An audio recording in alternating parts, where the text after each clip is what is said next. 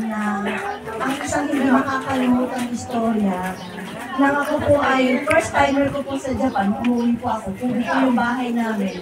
Sila po ay bisita ni Lola Emma, di sa kubing bahay, sila po ni Pastor Jim Francisco. And syempre dahil galing ako ng Japan, hindi pa ako Christian that time. Pero isa lang ang alam ko, yung nanay ko, sabihin na natin na siya yung may pakana na ipanalangin ako. Ang suplado ko pa puno kasi paglililis ko,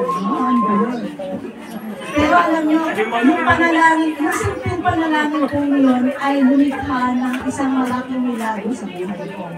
Una, bakit ako naghumingi ng prayer?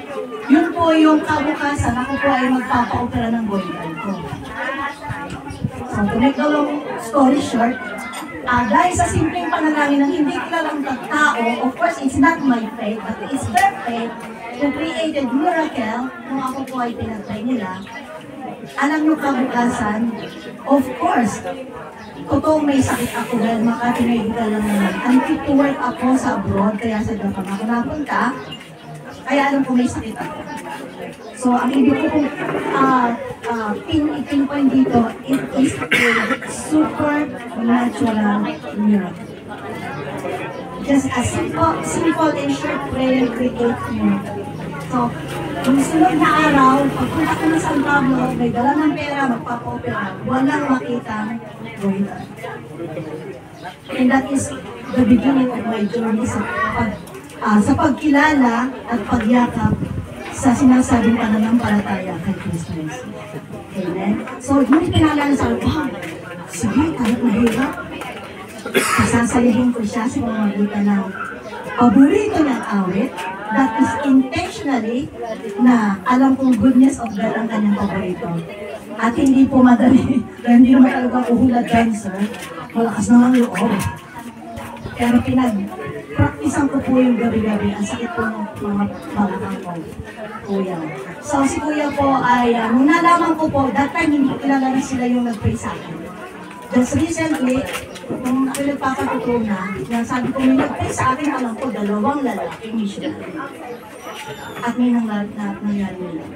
At nalaman ko sila pa. So, I thank the Lord for having ko yan on me. At isa pa down to earth po itong pastor na ito. Marami pong pastor na yung position ay, inaabuso. Kahit po isang dekada po ang aming agwat, siya yung pastor na palibas sa magkakitbahay. Lalapit ang tatakbo. Pastor, pagpay mo ako kasi papasok na. And I am so amazed with that praise of God. And I believe na lahat ng mababa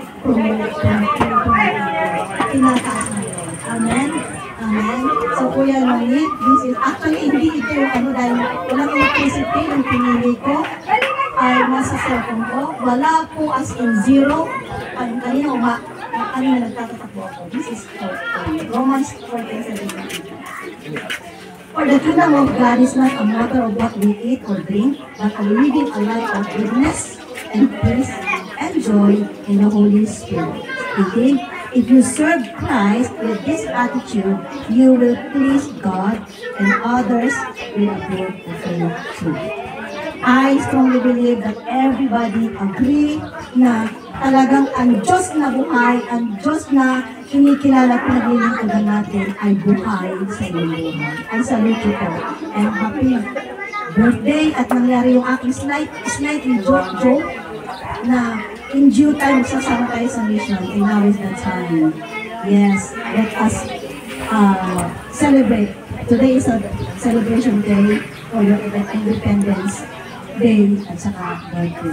Happy birthday. I love you po!